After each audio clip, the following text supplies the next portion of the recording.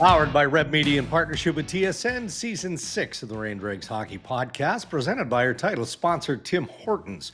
Celebrating the return of warmer weather is a Canadian rite of passage, and trying new drinks in the Tim's cold beverage lineup is the perfect way to toast the season.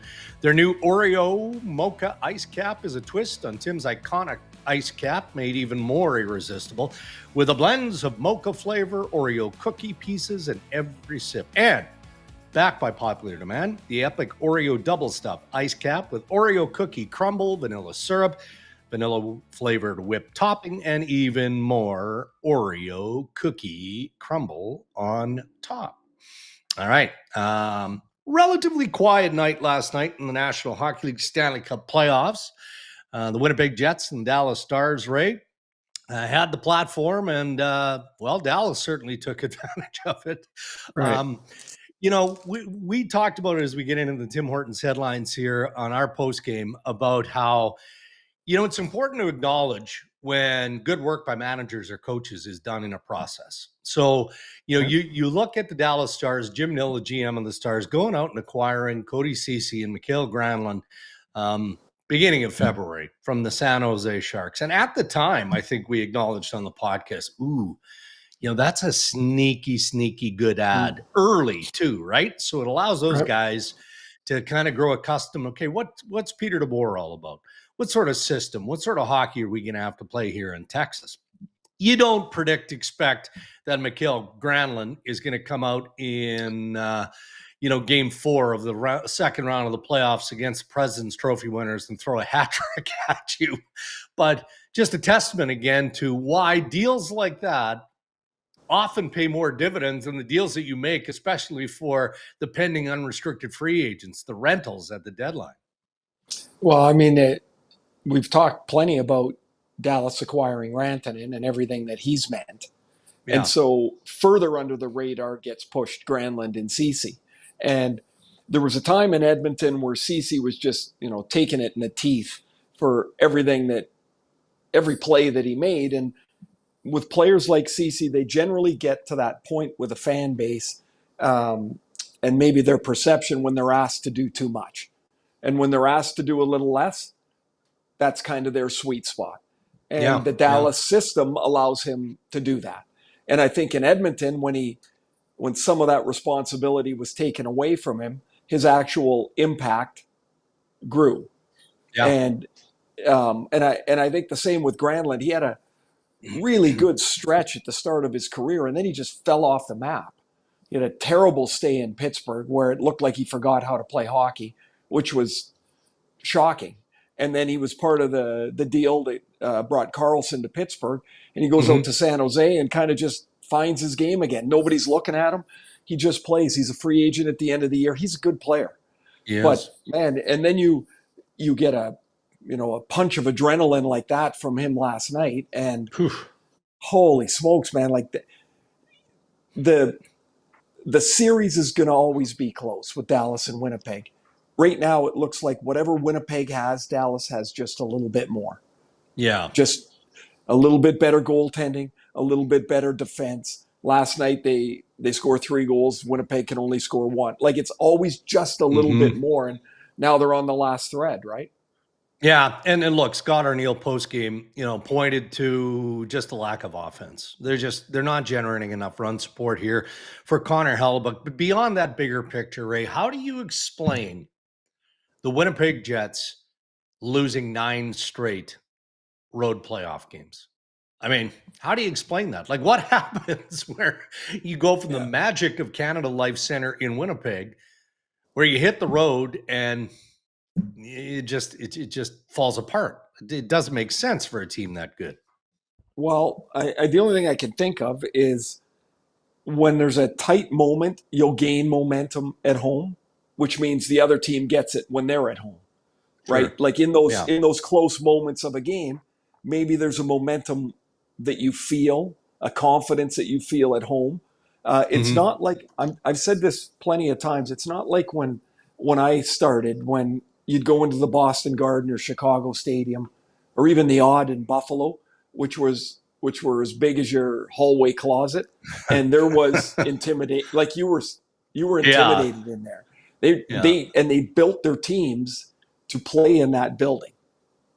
And it's not that way anymore. It really shouldn't matter as much as nine straight's really, really hard to come up with, like one particular reason. And it's goaltending, it's scoring, it's last night was penalty killing. It's always like it's something just a little different that you can't put your finger on, but like clearly they're not going anywhere if they don't break this streak, certainly now, but they've really put themselves in a hole. The other side of that, Dallas had 28 wins at home this year. Yeah. It's a good team at home. They're a really good team at home. And last night, I mean, they get the lead, it's tied, they get the lead again. And Winnipeg's always I thought Winnipeg for at least 40 minutes played pretty well. Agreed. I thought they did. It's not to hang this all on Hellebuck, but Ottinger outplayed him last night.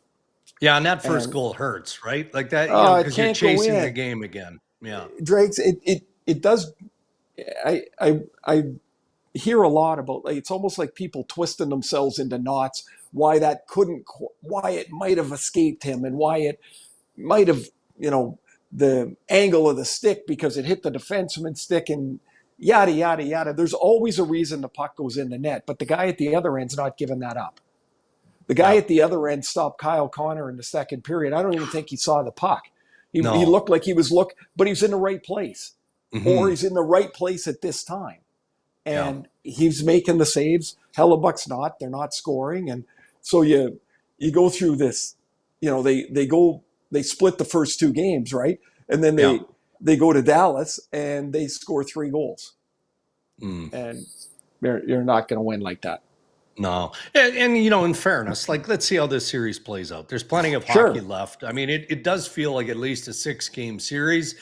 But if Dallas is the better team and proves that in this second round, I mean, we shouldn't be surprised. And Winnipeg's going to be deeply, deeply disappointed. I get that.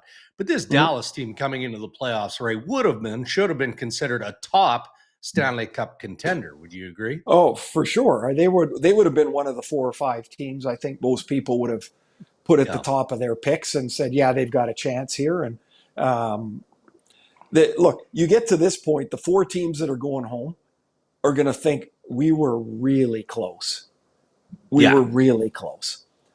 But here's the crazy part of the second round. And I didn't realize this until the one team that I played for that made it past this round. If you win the second round, you're halfway home. You're only halfway. Like, just think of how much more is in front of these teams. And they still got to get through, all these teams, they still got to get through the end of this round. Well, the Oilers are inching in that direction, taking on the Vegas Golden Knights tonight as we record here Wednesday morning. Edmonton can eliminate the Vegas Golden Knights, and that's a mouthful. Game 3, though, man. No, hold on. Game 4, right? 3-0? It's now 3-0 Edmonton, game 4. Yeah, game 4. I mean, how impressive was that? There was lots of analysis of Stu Skinner having to come into this series because Cal Pickard is banged up. Part of the way that team played that game with the structure, everything they had going on, okay, that helped Stu Skinner do his job to stop the puck. What was more impressive to me was, I mean, Adam Henrique has a couple of Vander Kane is doing what, man, he can do as well as anyone who plays a role like that this time of year. So not just a seeded doubt planet, that's pretty obvious. If if you're the Oilers looking at the Vegas Golden Knights right now. But how impressive was that win in all aspects, not just the score sheet? I thought they dismantled Vegas. They really did. I think they took their heart away in the first period when they killed those penalties.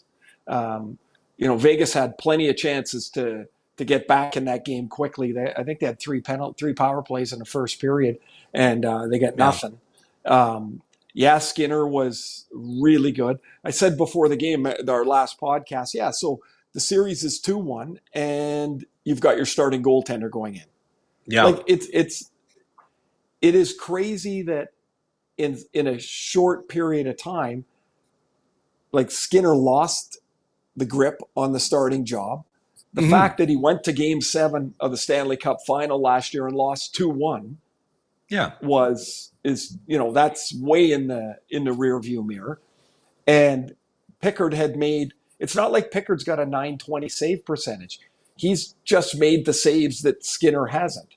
So Skinner comes in and he did a really good job. He was solid, better than solid at some points. Like I thought he had a really good night. The Oilers themselves, though, man, they played good again. They did. And it's Chris Knobloch seems to have this feel behind the Oilers bench of moving people around and people entering the lineup and exiting the lineup. He did it all last year in the playoffs, and he seems to have the touch again. I came across this stat. I'm not sure where I read it, and I apologize for not knowing, but in the last 2 years, in games 4 through 7 of the playoff series, the Oilers are 15-2. Ooh.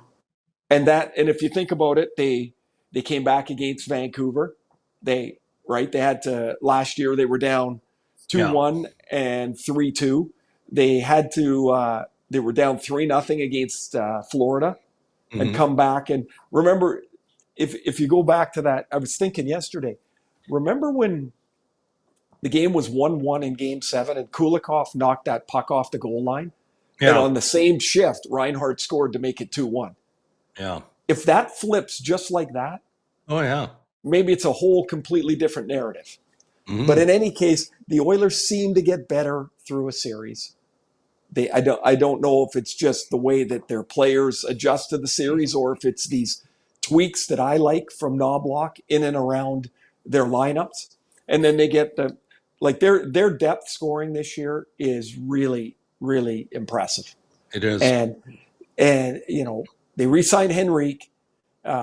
Kane loves this stuff. Like the more mess there is, or the more chance to impose himself into the story, he thrives in it. And he was awesome. And pretty clearly, last year he was dragging himself around the ice in the playoffs, and it took him a year to get back. I mean, he looks really fit, and he looks mobile and agile, which he did not look last year. That's a big add for the Oilers. Their defensive game is settled in too, right? Like, I mean, Evan Bouchard, much maligned early in the LA series. But now when you look at Bouchard, you look at Nurse, throw Kulak into the mix. I mean, they've munched up the minutes, right? Yeah, I'm gonna bring up Brett Kulak because he was acquired and nobody jumps up and down. He's a serviceable guy, all that. As his responsibility grows, he seems to be able to take whatever the coaches hand him and just play, whether he's got to play on the left side or the right side, play up the defense pairs, play down the defense pairs. I thought Matthias Ekholm's absence I thought it was death for them. And here they are 1 win away. And I think Bouchard for sure, because sometimes he's just so erratic. But he's locked in here. He looks really terrific. But Kulak's the guy for me that has just been terrific. He's really exceeded all maybe what you could have thought of him. Yeah. Well, I'm not writing off the Vegas Golden Knights by any stretch here, but maybe this is storybook stuff that isn't real. But is this an opportunity for McDavid, Draisaitl, Hyman, Nuge, go down the list, but McDavid and Draisaitl especially, where they're like, all right, fellas, last game, it was our depth scoring, our defense, our goaltending that closed the door. We're going to find a way here to close this series in 5. And we're going to embrace the rest. We're going to do everything we can and channel our energy so we're as fresh as we can be for the Western Conference Final. Well, I'm sure they'd like to. I would assume Vegas is going to come with a pretty good punch. I would think, One thing I think Vegas has to get their heads around is they lost their minds in the first period. Aiden Hill was so occupied with everybody in front of the crease. And the one penalty, I'm trying to think who got it. He actually, the refs didn't see it. You could see it on the replay. They didn't catch it during the game, but the Hill puts out his right foot and trips the Oiler player going through the crease. Like, he started half of that crap. And his job's to stop the puck. Yeah. And so, like, I think as a team, discipline has to change. I know the Oilers would love to put this away. Who the hell wants to play another game? Nobody wins if it, like, from the Oilers side, if it goes back for game 6. The quicker you can put it away, you take away chance of injury, chance of, losing game 6 at home. Now you got to go back for game 7. This would be in their best interest, of course, to put it away, which I guess is, hell, it's the same for anybody. We just talked about Dallas. They don't want to go back home. They'd love to win in Winnipeg, put it away too. Fun night ahead. So you've got the Oilers, the Vegas Golden Knights. The late game, the early game is Florida taking on the Toronto Maple Leafs in Toronto for game 5. Ray, the Panthers are coming off that shutout win on Sunday. So the 2-day break, does that factor in? And if so, which team does that benefit more? The Panthers, the Toronto Maple Leafs, with a little bit more time to reset, look at things, tweak, consider changes. Is there an advantage one way or another? I don't think so. Where the advantage comes in, I think, is if, like in the regular season, where one team's got 3 days off and the other comes in on a back-to-back. Everybody's got the same rest. You know who might like the rest is Chris Tanev. He's getting bounced around like a tennis ball in this series. And like game 3, he absorbed 10 hits. He's way over 70 for the playoffs. He's blocked, I don't know how many shots. Man, like somebody like that could use the day off. Like, what's a day off do for Matthews? He's still got 3 goals in his last 20 playoff games. At some point, this series comes to those guys have to, like he and Marner in particular, have to be able to score. Yeah. And, I was going through some power play stuff for the Leafs yesterday. And the one thing that's changed in their power play with the 5 forwards is Matthews is not a priority shooter. Right. When Marner has the puck always goes to, well, not always, but it goes to his left, and Matthews rolls down near the goal line. You couldn't get the puck to him with a bazooka. So his great asset, his shot, is taken out of the arsenal. So I think I would look at that a little bit and see, is there a way we can get him to shoot the puck, get him into a shooting position? Because it was quite noticeable with the stuff I was looking at yesterday. Yeah, but you're okay. You wouldn't tweak that power play more and maybe throw Rielly back as the quarterback and get away from the 5 forwards? Or you've seen enough evidence that, it works for Marc Savard, so just keep rolling with it. No, I would look at it because one of the things is, of course, Marner's right-handed. Easy for the puck to go to his left, right? From his forward hand to Nylander. If Rielly's there, it's easier for him to go the other way. And so I would think about it for sure. The last couple of games, so in the games are getting messed up here, but game 4 down in Florida, they've got 3 power plays in the second period. Their penalty kills shorthanded was 4 times in the first. And they killed 3 and they gave up 1. Like that's pretty good, right? And then their power plays got a chance to tie, and they don't get anything on it.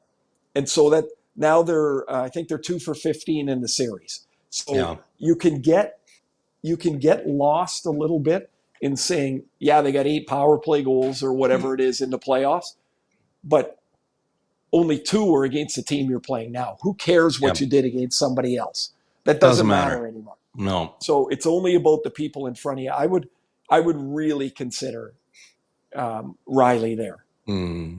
So look, when you cover off the defensive side of how Florida plays, right. It's a swarm defense. There's no doubt about that. But it's not like they're just piling on Marner and Matthews. I mean, they're pressuring. There's no question about that. But I know that there's a sense that when Matthews has the puck on his stick, and when he's in a shooting position, he's going to score. That's what they think. So their strategy priority is just take away their time. When Mitch has the puck, get on him right now, force him to make a quick decision. And you can kind of see it, can't you, in Matthews, how even the other night, game 4, when he's got a point blank shot, it's not coming instinctually or naturally anymore. He kind of pauses for a split second and then deliberately shoots it and fires it right into the glove of Bobrovsky. Well, part of the pressure is their size. So when you look up, you see one big guy and then another big guy. Like they're all layered in pretty well. They don't run around much. I mean, every once in a while they get running around, sure, but they don't run around much in their zone. He's all, down in Florida, he's got Lundell right in his face. And if he gets off the ice against Lundell, then there's Barkov. Like there's no real break for Matthews and Marner. No. But there's no real break for anybody. Like, why does Sam Bennett have 5 goals? Right? Like, you have to find your way. If you're that talented, you have to find another way. Yeah. You have, because what you're doing is not creating enough. Obviously, certainly the last game, they didn't get much at all. There's a pretty cool stat. Bobrovsky gave up in the first 125 minutes, he gave up 11 goals. In the 130 minutes since, he's given up 2, and both of them bounced off his defenseman into the net. It's a problem. They have not beat him clean in over 2 games. And a lot of that is the way that Florida defends in front of him, but also he seems to have kind of found his lane here right now.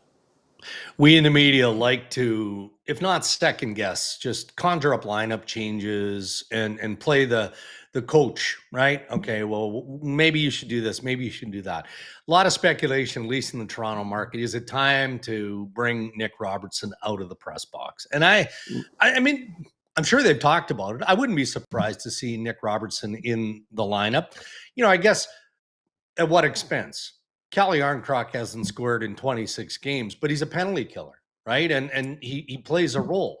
Bobby McMahon hasn't scored in 21 games. He's taken some frustrating penalties, but he's got size, and he can play. Okay, so I'm going to give you this, Drake. I'm going to jump in here because I got it for the game today. So Domi, Lorenz, Jarnkrok, Lawton, Holmberg, McMahon. That's your bottom 6. Yeah. They got 2 goals in the playoffs. Yeah. They're both by Domi. So you can pretzel yourself into whatever you want to do to say, oh, you can't take this guy because of this. You can't take that guy because he's tall. But if nobody scores, you don't win. Right. So are there none of these players you could think about changing out? Yes, you could. Yeah. You can think about it. Would you make that change? I would put lots of thought into, can I get Robertson in instead of either Lorentz or McMahon? Yeah. They don't have a goal in the playoffs. I'd think about Jarnkrok. Who would I cover those minutes with penalty killing? Would be my biggest question. What are you getting from Holmberg? Like, what do you get? Yeah, other than depth up the middle, if you get, you're right. Depth up the middle. You already got 4 centermen. Yeah. And if one of them got hurt, then you play 3. Eventually, there needs to be a reevaluation of risk and reward. Mm-hmm. I know Nick Robertson is not going to win the Selke, but if he gets one chance, could he score in front of some of those other players? I think that's the thought you get into here. But if you don't trust him, then the coach is not going to play him. I mean, it comes down to that. Well, it's going to be interesting to see how it all plays out tonight in both fronts, with Edmonton taking on Vegas and obviously the Toronto Maple Leafs. Every game is a must-win, depending on the scenario, clearly. But it has that tone to it for the Maple Leafs, doesn't it? Just based on how everything just seemed to fall into place for the Florida Panthers in Game 4 on home ice. So, Toronto battled hard to win the division. Now it's a best of 3. You got to win 2 of 3. And it sounds cliche, but that has to be the focus. So you can't waste one in game 5, I wouldn't think. No, but I mean, what's the difference between the teams when they're virtually all the last game was a 2-goal game, but they're all 1-goal games. Yeah. They're all you can find even the game as well as Florida played last game, it's 1-0 in the third. Nyes gets a breakaway shorthanded. Yeah. He scored in game 1 on a breakaway. He didn't in game 4. I mean, that's how thin the line is. There's this, they stormed out of the gate here in game 1. I don't think Florida will get caught flat-footed like that again. Yeah. I would be shocked if it's not another 1-goal game. I just don't see much between the teams that could or could not impact the series. I don't see somebody rolling away here in game 5 and 6. I just don't. All right. A couple more items here in the Tim Hortons headlines, and then we'll roll into the day. Some off-ice stuff that I think we need to address. More balloons for Kenny Holland, who is expected to be announced. He will be announced general manager for the Los Angeles Kings. Are just cleaning up some contractual stuff. Not at all surprised. Not at all surprised. I guess the only element of surprise for me is that he's right back into the fire. Right back into it. I thought that, maybe a president of hockey operations role where he doesn't have to do all of the day-to-day heavy lifting would be more suited to where he's at. But Manny, he loves being in the fight. Like the juice of the game is still there for Kenny Holland. I like this. I think this is a good ad by the LA Kings.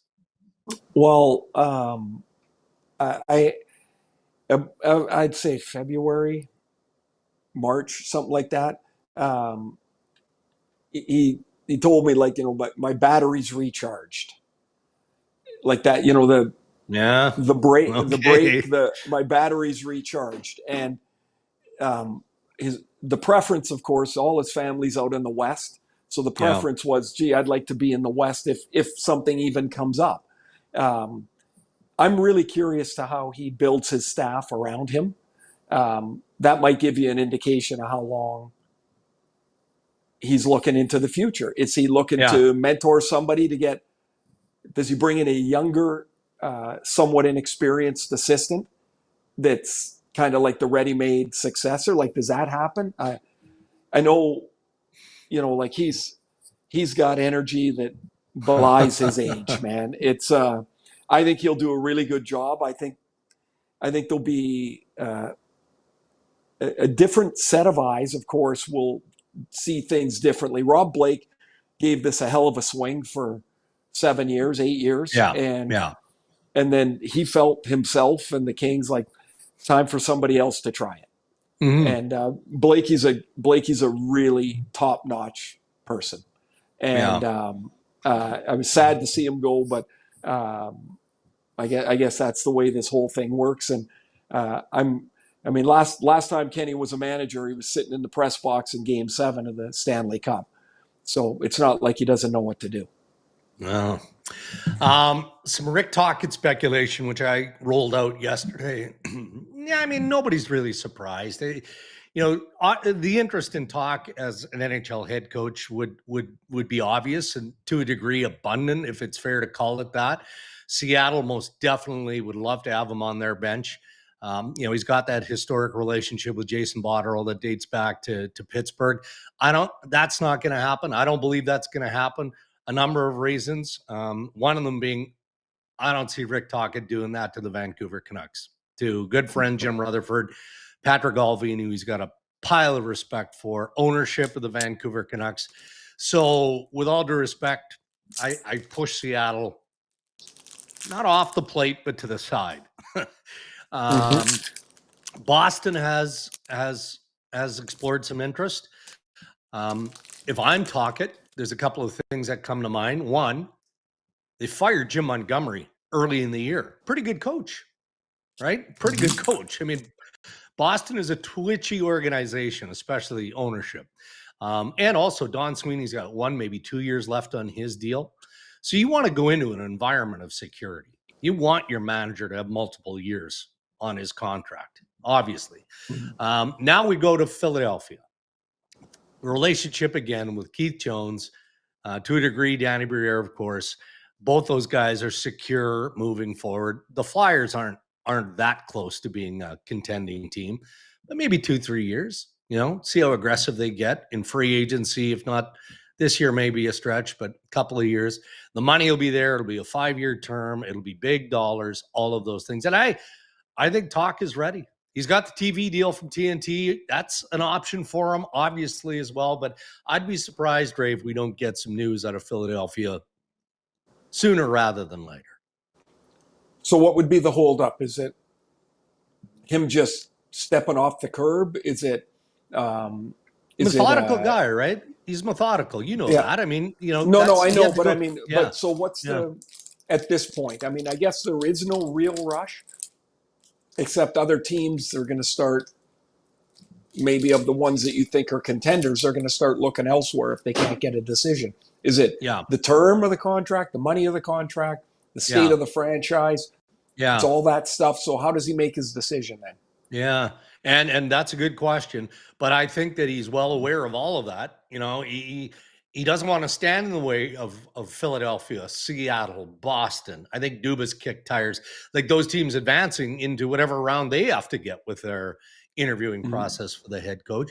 And then maybe it is a lifestyle consideration. Right. He's on a panel on TNT a couple of times a week, making pretty good money. I'm sure he's got lifestyle security and all that. But I think, like we just finished talking about Kenny Holland, the juice is still there. Yeah, it's there. He's a coach.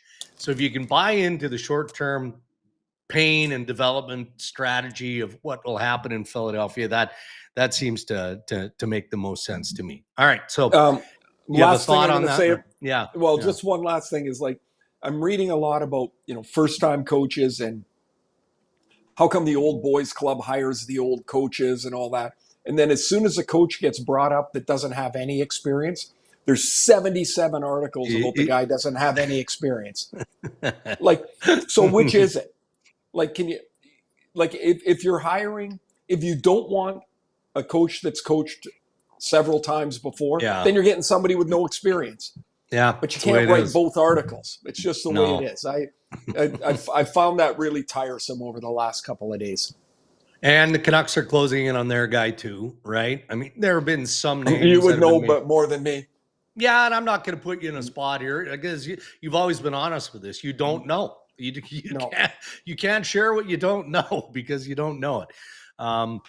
Adam Foote is in the final mix here. Manny Malhotra. If you're looking at the crop of American League guys, then it would make sense to me that I would look at my own guy, and that's Manny Malhotra. With the organization. You wonder about Mitch Love. I believe Luke Richardson was initially being considered as well.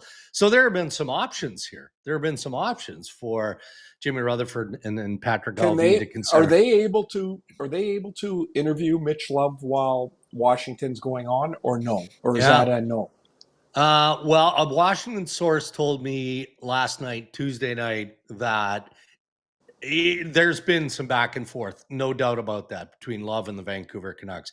And what the source told me last night was that they weren't sure whether they hadn't been told by Vancouver that they were going to progress with Mitch Love and make him a formal offer, or if he was still in the mix. And what we know is that Patrick Galvin has been calling a number of candidates this week to say, thanks, but no thanks. Okay. And as far as my source out of Washington was able to convey last night, they hadn't heard either. Now, as we record this here Wednesday morning, maybe that's changed, but undoubtedly it'll change in the hours ahead here, because it does sound like Vancouver is right there on the cusp of hiring their next coach. And why don't we wrap up with this kind of a funny scenario?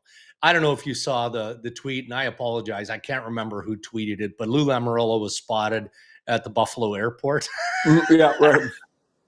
So automatically we just leap to the conclusion that Lou is going in to oversee the Buffalo Sabres. Okay.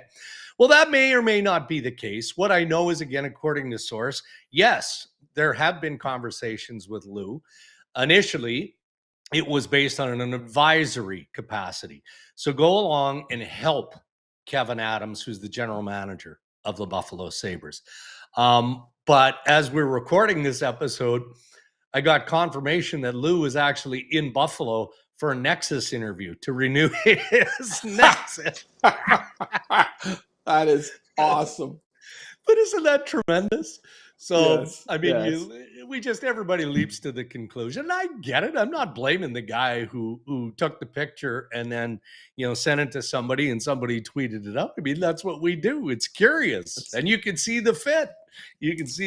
So anyway, there's still opportunity for Lou to land in Buffalo, but it doesn't feel like that was why. Well, it depends on how the interview went.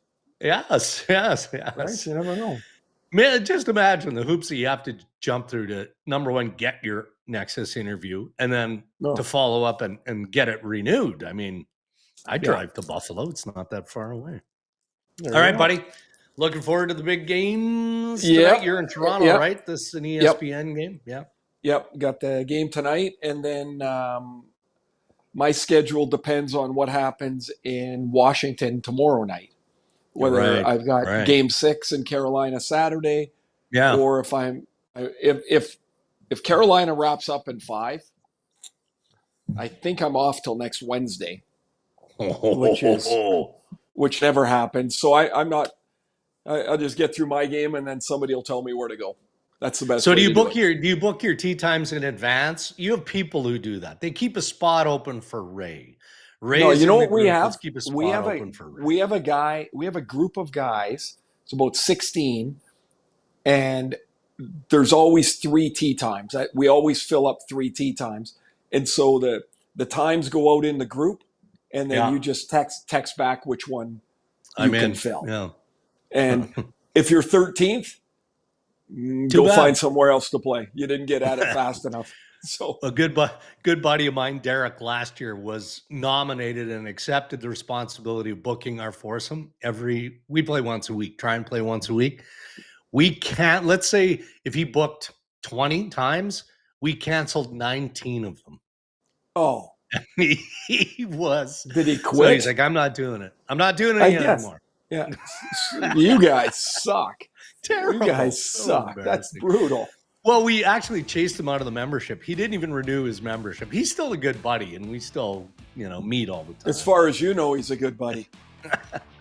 Yeah.